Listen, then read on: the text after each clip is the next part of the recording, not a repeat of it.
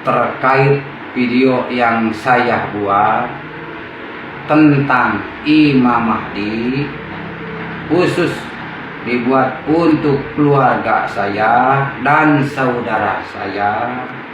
Adapun yang lainnya, bila mau mengikuti silahkan saja. Kalau tidak, enggak apa. Yang penting tetap damai, merdeka. Assalamualaikum warahmatullahi wabarakatuh. Bersama Edan Channel.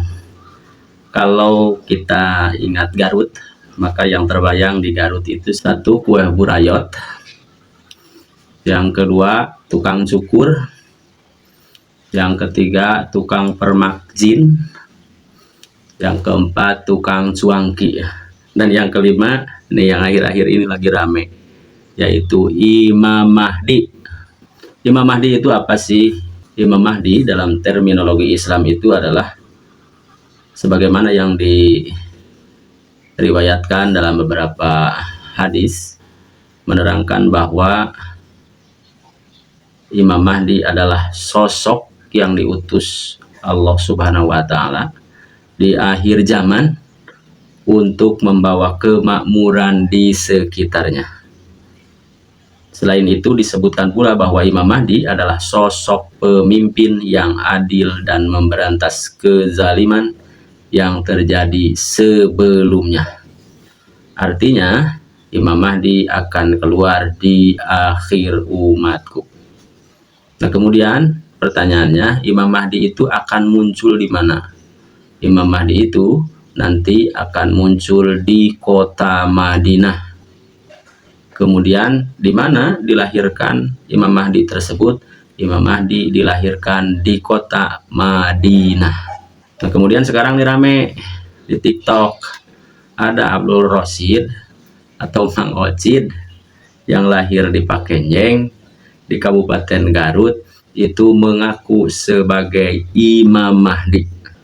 Kalau di Garut itu selalu saja ada yang aneh-aneh. Yang menggemparkan itu Aceng Fikri juga termasuk yang fenomenal di Garut, karena beliau seorang pejabat publik yang menceraikan istrinya melalui SMS. Wah, kalau kita melihat, menonton tayangan di medsos, di TikTok khususnya, itu banyak sekali yang komen, dan komennya itu lucu-lucu. Jadi di sini saya tidak akan membahas secara serius tentang Imam Mahdi, karena Abdul Rosid, Mang Ocidnya juga ini saya kira bercanda dengan berbagai motif dan lain sebagainya lah gitu. Komen netizen itu memang luar biasa, mantap pokoknya. Ini saya bacakan.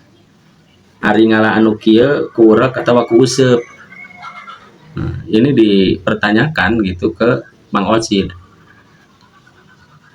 Dan ini biasa yang orang lakukan ketika mau mengambil atau mancing ikan atau belut.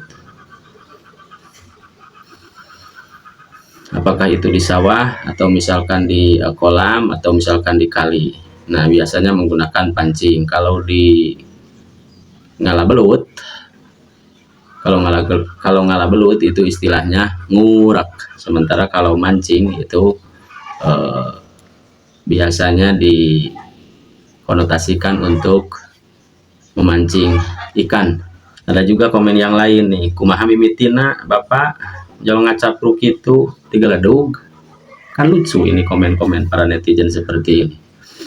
Biasanya nah dokter ketika memeriksa pasien itu mendiagnosa, maka ditanya awal mulanya, misalkan bisa sampai jatuh sakit itu kenapa? Apakah misalkan karena pola makan, pola hidup, atau apa yang dirasakan? Apakah karena pilek dulu, atau misalkan demam, atau seperti apa?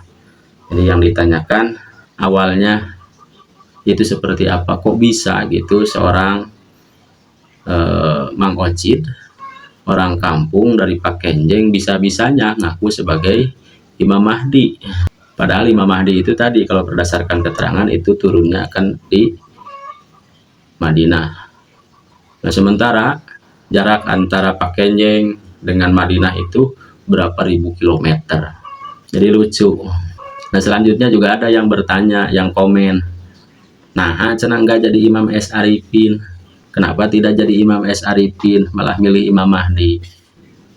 Imam S. Arifin kan sudah meninggal dunia. Beliau adalah penyanyi dangdut senior terkenal di era tahun 90-an, di tahun 2000-an. Kok bisa sampai kepikiran gitu, sampai jadi Imam S. Arifin? Berarti ini orang yang komen juga dipastikan itu orang yang lahir di tahun 70-an atau 60-an, karena masih ingat sama Imam S. Arifin. Kalau anak-anak zaman sekarang itu pasti tidak tahu. Mereka taunya K-pop gitu. Kenapa tidak milih misalkan dikonotasikan dengan Imam Bonjol atau misalkan imam apa gitu? Kok bisa terbersit Imam S. Arifin, penyanyi dangdut? Ya mungkin karena orang Sunda itu kebanyakan suka lagu dangdut, dan banyak artis-artis dari Garut, dari Tatar Sunda, dari Jawa Barat itu menjadi penyanyi dangdut bertaraf nasional. Ini ada juga yang komen yang lucu. Kade ulah waka di kukumaha, antepkeun we lumayan senajang hiburan. Jadi kalau di bahasa Indonesia kan mah tunggu dulu, jangan dipermasalahkan, biarin aja buat hiburan. Ya karena memang kondisi negara mungkin sedang tidak baik-baik saja, kondisi perekonomian tidak baik-baik saja, tetapi para netizen itu sangat terhibur dengan adanya TikTok. Kemudian dengan hal-hal yang semacam ini juga itu menjadi hiburan untuk merefresh otak agar tidak pusing mikiran sembako, mikiran kebutuhan sehari-hari. Jadi ya dengan hal-hal semacam ini itu bisa menjadi arena hiburan yang gratis, tidak usah bayar, lumayan gitu sambil scroll TikTok, ternyata ada orang seperti ini, ya buat lucu-lucuan, tapi boleh juga itu. Ada juga komen nih dari yang lainnya, enggak sana dagang cilung we dar kalah nyeun ulah. Kenapa misalkan netizen itu sampai menyarankan si Mang Ocit ini dagang cilung? Karena mungkin penampilannya yang lugu, kemudian rada kumel, orang kecil, ya orang masyarakat menengah ke bawah lah gitu. Jadi memang orang-orang kecil seperti kita ini dianggap ya tidak levelnya lah gitu ya, tidak levelnya untuk memproklamirkan diri, menyatakan bahwa kita itu adalah seseorang yang sangat dinanti-nanti atau sangat berwibawa, sangat didamba-damba gitu. Jadi pantes we misalkan jadi tukang cilung, jadi tukang cuangki, jadi tukang apa sajalah, sebagaimana banyak profesi di kita. Itu pantasnya seperti itu. Jadi kalau misalkan jadi jadi Imam Mahdi itu ketinggian, menghayalnya ketinggian, dan mungkin ini juga sudah sakit ya, akal pikirannya sudah sakit, hatinya sudah sakit karena dengan berbagai faktor, tertekan masalah ekonomi, tertekan masalah keluarga dan lain sebagainya, yang serba kekurangan sehingga jadi ngaco, jadi ngacapluk, jadi ngacaprak ka manakar. Ada lagi netizen nih yang komen, naon parabna ari nu kieu nya, apa sih makanannya kalau orang seperti ini kok bisa-bisanya sampai ngaku jadi Imam Mahdi? Ya parabnya makanannya sama, makanannya nasi, lauknya mungkin sayur nangka, sayur kangkung, sayur genot, asin peda, jengkol, petai, kan gitu makanannya mah. Cuma karena memang lain dari yang lain, nah sehingga pertanyaan apa sih parabnya? Jangan-jangan kebanyakan makan taimuni mungkin ya, atau misalkan loba tinggal daharan jukut, makan rumput, jadi ngaco tuh si Mang Abdul Rosid.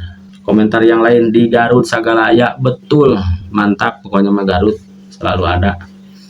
Jadi silahkan datang ke Garut, berkunjung ke Garut, pasti di Garut semua ada.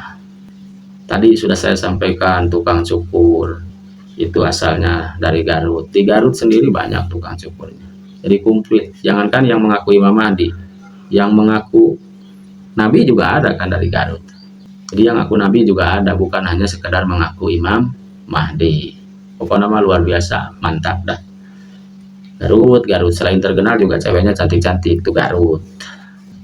Nah komen yang lain ini rada pedas nih, cek aing ge kurang jero nguburna. Kata saya juga apa, nguburnya kurang dalam. Jadi ini sudah dikonotasikan udah meninggal, nguburnya terlalu dangkal, akhirnya ngaco kayak begini nih.